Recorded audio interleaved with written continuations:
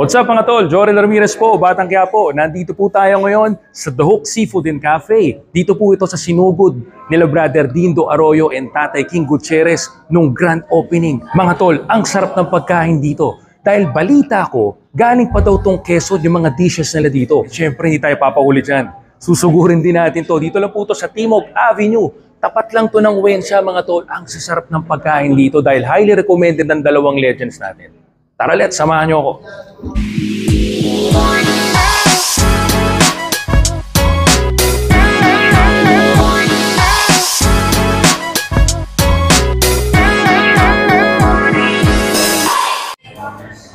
Ayun oh, grabe, ang ganda nga.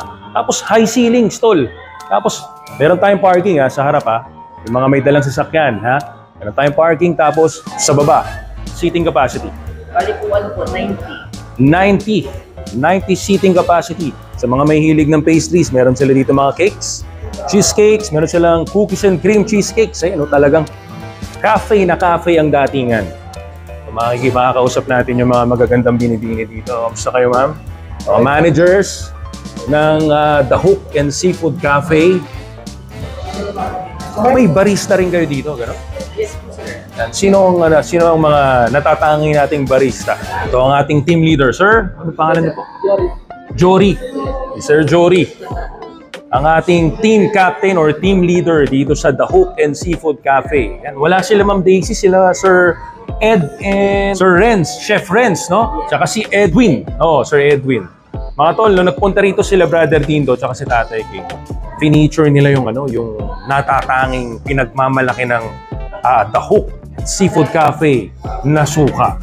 And yung mga coffee beans, talagang pag kuha mo ng coffee beans, yung aroma maamoy mo agad. Mga tol, yung cafe nga pala nila dito meron silang milkshakes and mga fraps. So yung milkshakes nyo ba, talagang ice cream? Yes, sir. Made of ice cream. Made of ice cream. Bawal sabihin yung brand, no?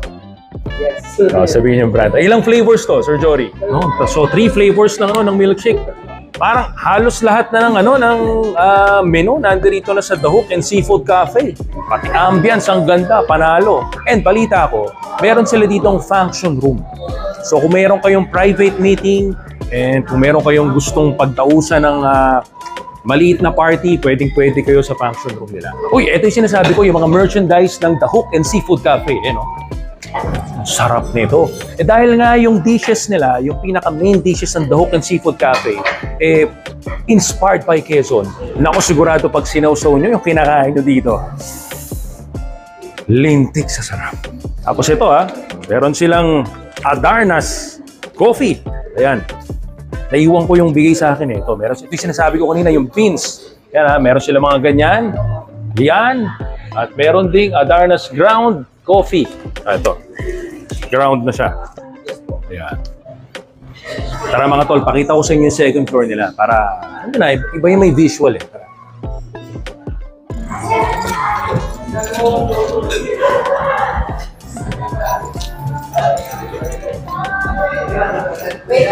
Yan. Wow! Wow! Grabe. Ang ganda. Kung nagandahan na kayo dun sa baba, maganda rin dito sa second floor. Paps, ilan ang seating capacity ng second floor? Guys, sabi ni Sir Jory, yung seating capacity ng second floor is 70. Grabe kung nagandahan kayo dito sa baba ng The Hook and Seafood and Cafe, mas magagandahan kayo dito sa second floor. Ang laki ng second floor nila. 70 ang seating capacity. Tapos, very nature yung design. Siguro mahilig silang magtanim. Puro halaman Ito yung bar area. Yan. Ito yung bar area. Pare Koy. Yes, sir. What's up? Yung bartender natin dito. Kamusta ka naman? So, siya yung gumagawa ng mga cocktails. Yan. Ano ba? Cocktails. Yeah, cocktails. Specialty mo talaga yan, tol. Si Kurt, ang ating bartender. Yan. Relax, chillax lang dito. Tapos over here, ito yung sinasabi ko na function area nila. Yan, sa loob na yan.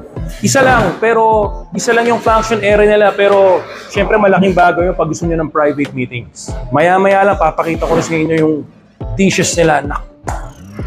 Balita ko, pinagmamalaki sa akin ni Brother Dindo Arroyo. Napakasarap daw ng ribs dito sa The Hook and Seafood Cafe. Malalaman natin yan. Kailangan natin ma-experience. Eto na mga tol, grabe. Tol, anong tawag dito sa ribs na to? Baby back ribs po siya, sir. As in, baby back ribs lang. Yun Yes, lang sir. pangalan niya. Opo. Baby back ribs. Wow! Ito yung pinagmamalaki na ng baby back ribs nila Brother Dindo. Napakasarap daw talaga nito. Sobrang sarap nito. Sisip-sipin nyo hanggang buto. Kasi ito naman, carbonara. Yes, sir. Panceta carbonara po siya, sir. Ha? Panceta carbonara po. Panceta? Opo, sir. Panceta carbonara. Tapos yung isa, seafood marinara. Yes, sir. Okay. Tapos yung isa, signature burger nyo. Manager's Burger to, sir. Yung Manager's isa po, Big Burger. Hooks Burger po. Yung isa, Big Hooks Burger, sir. Big Cooks. Big Hooks. Big Hooks Burger. Yes, Yan. Laki, grabe. Guys, kung makikita nyo ng actual yung burgers, ang laki nung ang laki nung size niya. Talagang pang sharing. Ito po yung grilled salmon, sir. Grilled salmon. Yan, kailangan makakuha tayo ng close-up nito. Yummy. Yes, sir. Yan po. Grilled salmon. Grilled salmon. Wow. Grilled salmon with lemon and... Marble potato, sir. Okay. Then ano yung nasa side niya? Butter? Butter po, yes, sir. Butter. Calamari, sir. Crispy calamari. Yes, Naku, sir. dyan bagay. Guys, dyan bagay yung suka ng The Hook and Seafood Cafe. Yes. Brother Dindo! Look at this. Grabe. Ano ba to? Double cheeseburger pa lang to, no? Oh, sa iba, quarter na ata to, no? Hindi, ang laki. Oh, ayun, no? Oh, to. Yan, no? Brother Dindo! Wala to nung nagpunta kayo. Natin yung price, newly up. Ito po yung The Hook's signature burger nila. Malaki to, guys. Pwedeng for sharing. Hindi ko to kaya ubusin. Pero pag sobrang gutom na gutom ako, tingin ko kaya. Yan. Tapos, meron pang isa. Ito yung Manager's Burger. Yan. Yan yung Manager's Burger. Kinakain ng manager yan pag di ba? Manager's Burger. Ito yung pinunta ko dito yan, no? Kasi, guys, ang bilis nito, Gone in the Wind or Gone in 60 seconds. Nung sinerve to, nung nagbablog si Brother Dindo, ubus agad. Grabe, sobrang sarap daw talaga nito. Babalik-balikan. Kung naghahanap kayo ng affordable at napakasarap na ribs, dito na po kayo sa The Hook and Seafood Cafe. Sobrang sarap. Ang bango. Wow! Grabe.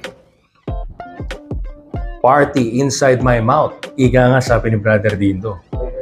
Mamaya malalaman natin to pag in-slice na natin at nakarating na sa dila ko. Ito yung paglapag dapat pinabanatan agad eh. Yan. Guys, I noticed na ang ganda ng plating ng The Hook Seafood and Cafe. Yan. Good job guys. And ito naman po yung, wow, seafood marinara. At that, ang laki ng sugpo na ba to? O parang sugpo na to, ang laki. Yan. Laki ng prawns, tapos may tahong, may lettuce, tapos sigurado ako dyan may mga pusit dyan sa loob. Yan. May mga additional shrimp. Tapos ay, grabe, ang bango. Yung Parmesan cheese, nung tumama dun sa sauce, grabe. Yan. I can't wait. Gusto ko na matry lahat. Ito. Panceta carbonara. Pero ang cool lang name. Very unique kasi yung iba, bacon carbonara. Yung iba naman nagka-carbonara lang, puro Nestle cream. Pero ito,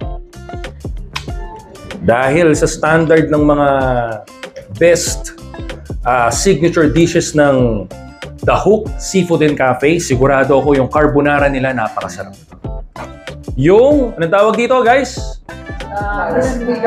Crispy calamares. Ito, tignan natin kung crispy talaga. Ayun gano'n? Crispy talaga. Sarap. Highly recommended. Very good. The Hook Seafood and Cafe. Napakasarap po. Wala pang sauce yun ha. Pero mamaya try natin sauce nila at saka yung suka nila. Okay? Mixed seafood, sir. Mixed seafood Yes, sir. na nasa sizzling plate.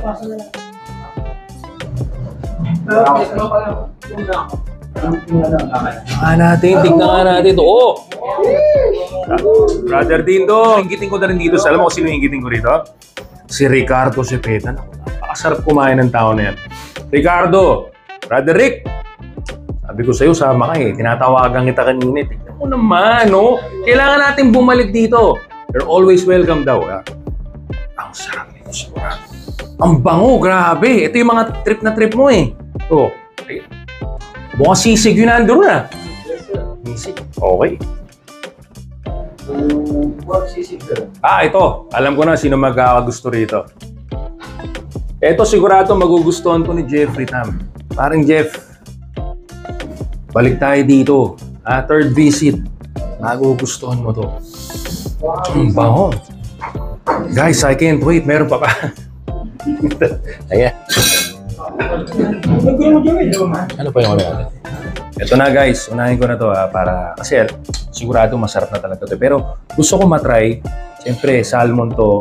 Gusto ko malaman kung may lansa or may aftertaste, gano'n. Try natin. Lasa.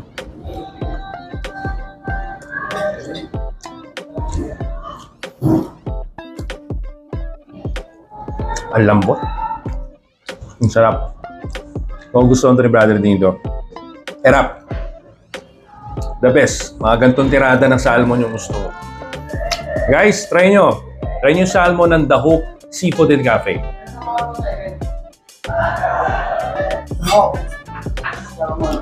Sizzling sisig. Try natin. Muna natin to.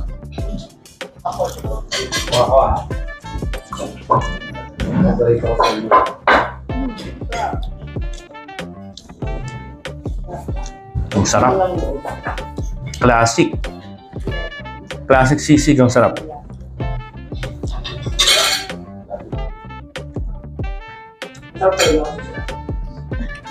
Guys, try nyo. Ang sarap ng sisig nila. Teka, kuha na ako. Kayo na lang mag-mix. Yeah, ako. Mga tol, yung fries kanina natikman ko na. Kaya nga nasabi nila, well-seasoned din yung fries. Ayun naman yung burger, try natin. Piraso lang tayo kasi siyempre ang figure. Ha?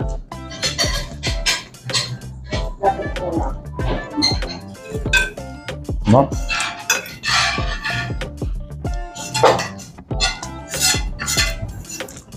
Sa burger, sakto lang. Guys, try natin to, Manager's Burger. Try natin.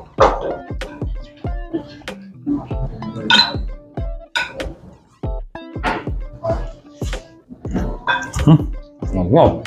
Siguro pagkakainin nyo to dito, maganda meron kayong milkshake. Pero yung size, big serving guys. Pwedeng pwedeng for sharing. Try natin yung pancetta carbonara. Pancetta carbonara.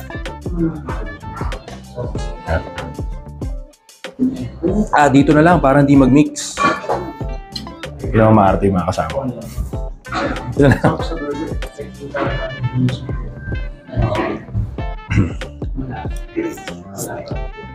Malaki naman. Yung tinapay na kulang kapal. Makapal siya pero hangin. Kaya kanis lang. Ang sarap ng pasta nila. Sarap yung carbonara. Sakto, hindi maalat.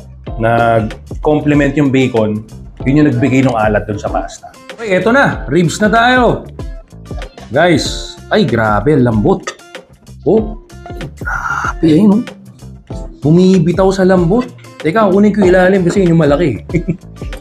Guys, nagkakamay talaga ako eh. Umaarte. Pwede ko lang. Pakita ko lang sa inyo. Ayan, grabe. Ang lambot, guys. Mana natin, ha?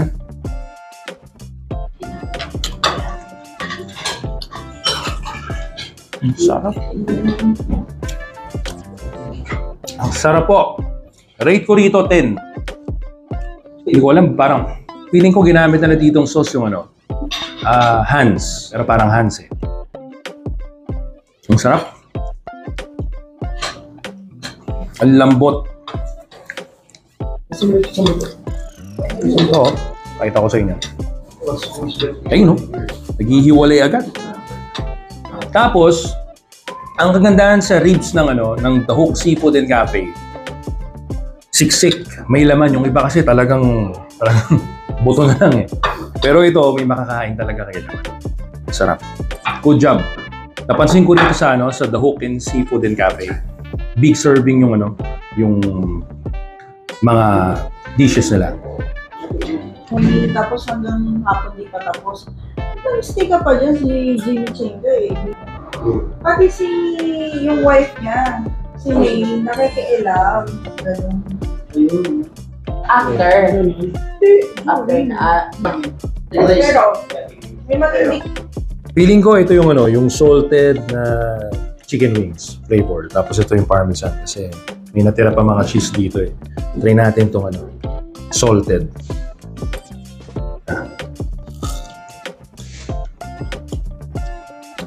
Itong solid. May bago na akong favorite. Dito bumawi. Sarap. Ang sarap.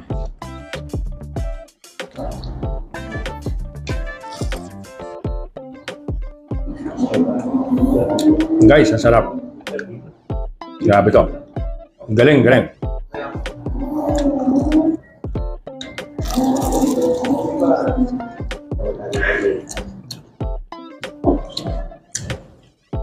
Sarap din.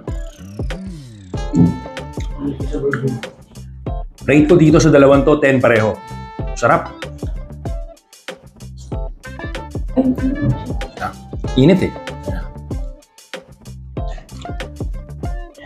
Wow.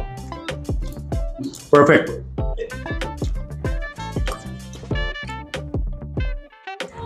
Yon, that's it everyone. I'm inviting you all to visit The Hook Seafood and Cafe. Dito lang po ito sa Timog Avenue. Tapat lang ng Wensha mga tol.